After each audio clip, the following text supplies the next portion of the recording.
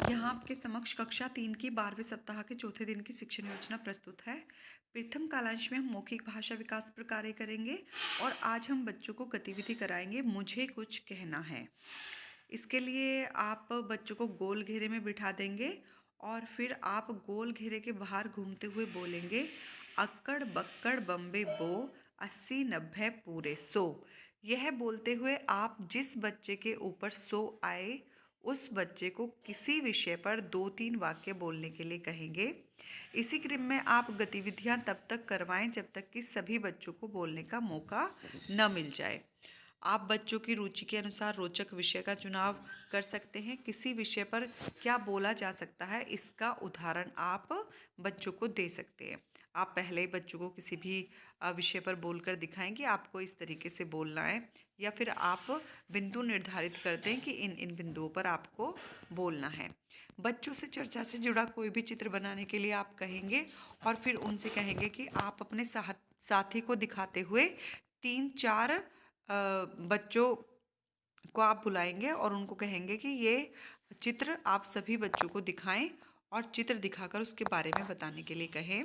कुछ बच्चे अपने साथियों को दिखाएंगे और कुछ बच्चे सभी बच्चों को दिखाएंगे अपने चित्र को। उसके बाद फिर डिकॉर्डिंग का जो हमारा दूसरा कालांश होगा उसमें आज हम बच्चों को 6 वर्ण की पहचान करवाएंगे। तो जब हम वर्ण पहचान का कार्य करेंगे तो जिस तरह से हम पूर्व में जो भी तरीके उपयोग कर रहे थे उसी के आधार पर हम वर्ण की ध्वनि एवं प्रतीक पहचान कराएंगे। फिर कक्षा में प्रदर्शित सामग्री और पाठ्य पुस्तक पंखुड़ी के किसी भी पाठ से हम 6 वर्ण को बच्चों को खोजने के लिए कहेंगे और फिर अलग अलग तरीकों से उसको लिखने का अभ्यास करवाएंगे। ब्लेंडिंग में हमने जो भी तरीके पूर्व में अपनाए थे उसी के आधार पर सिखाए गए वर्णों और अक्षरों से मिलकर बनने वाले शब्दों को मिलाकर पढ़ने का अभ्यास करवाएंगे। शब्द पठन में हम पूर्व में उपयोग किए गए तरीकों से बच्चों को अब तक सिखाए गए वर्णों और अक्षरों से मिलकर बनने वाले नए नए शब्दों को पढ़ने का अभ्यास करवाएं। वाक्य पठन में कुछ सरल वाक्य बोर्ड पर लिखेंगे और उनको प्रभावपूर्ण तरीके से 2-3 बार पढ़ेंगे। उसके बाद बच्चों से अपने पीछे दोहराने और फिर स्वयं पढ़ने के लिए आप कहेंगे। जब भी आप पढ़ रहे होंगे, उनका उच्चारण कर रहे होंगे प्रभावपूर्ण तरीके से, तो फिर अपने पीछे आप बच्चे को भी उसी तरीके से दोहराने के लिए कहें और फिर उनसे कहें कि अब आप इसे स्वतंत्र रूप से पढ़िए। लेखन कार्य में हम बच्चों को पाठ 71 पर कार्य करने के लिए कहेंगे और फिर हम देखेंगे कि सभी बच्चे कार्यपुस्तिका के पत्रक पर कार्य ठीक ढंग से कर पा रहे हैं, उन्हें कोई परेशानी तो नहीं हो रही है। अगर उन्हें मार्गदर्शन की आवश्यकता है तो आप उनको मार्गदर्शित करेंगे। उसके बाद फिर हम पठन का कार्य करेंगे। तीसरे कालांश में सहज से पठन होगा और मार्गदर्शित एवं स्वतंत्र पठन होगा। इसमें हमने कल बच्चों को जो भी कहानी पिछले दिन हमने बच्चों को सुनाई थी, जैसे कि भालू और मदारी, तो यहाँ पर हम बच्चों को फिर पुनः आज 4 समूह में बांटेंगे और फिर हम उनको जोड़ियों में कार्य करने के लिए देंगे कि वो जो कल वाला पाठ है उसको वो पढ़ें। फिर आप आज हमने कल यानी कि पिछले दिन समूह 1 और 2 के साथ कार्य किया था, तो आज हम समूह 3 और 4 के साथ कार्य करेंगे। पहले हम तीसरे समूह के साथ कार्य करेंगे। तो सबसे पहले बच्चों से आप पाठ के चित्रों के आधार पर कहानी में क्या होगा इसका अनुमान लगाने के लिए कहेंगे।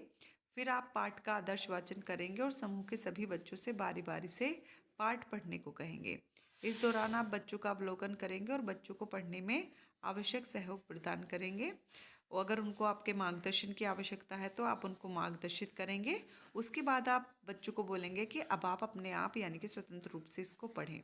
चौथे समूह के साथ भी आप यही प्रक्रिया अपनाएंगे और फिर आप देखेंगे कि बच्चे पठन कर पा रहे हैं या नहीं कर पा रहे हैं, उनको आपके कितने मार्गदर्शन की आवश्यकता है, या जो बच्चे पठन नहीं कर पा रहे हैं तो उनको क्या समस्या है।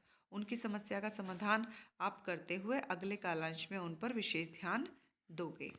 उसके बाद फिर हम जो भी हमारा दूसरे कालांश में कार्यपत्रक है, हमारी कार्यपुस्तिका का पाठ 71, उसको किस तरह से करवाएंगे और वो किस तरह से होगा ये समझते हैं। यहाँ पर श ध्वनि से शुरू होने वाले चित्रों पर बच्चे सही का निशान लगाएंगे। उसके बाद फिर 6 वर्ण पर जो भी यहाँ पर 6 वर्ण है उस पर गोले में रंग भरेंगे बच्चे। फिर लिखें यहाँ पर श वर्ण को कैसे लिखा, सॉरी, छ वर्ण को कैसे लिखा जाता है, यहाँ पर बच्चे लिखेंगे। फिर यहाँ पर ग्रिड में से कुछ शब्द हैं जिनको बच्चे छांटेंगे, जैसे कि छ त रे ई, छतरी। तो इसी तरह से यहाँ पर बच्चों को इस ग्रिड में से 8 शब्दों का चयन करना है। तो यहाँ पर बच्चे, छतरी एक लिखा हुआ है तो 7 शब्दों का चयन करना है। तो इस तरह से बच्चे यहाँ पर देखेंगे कौन सा शब्द बन रहा है।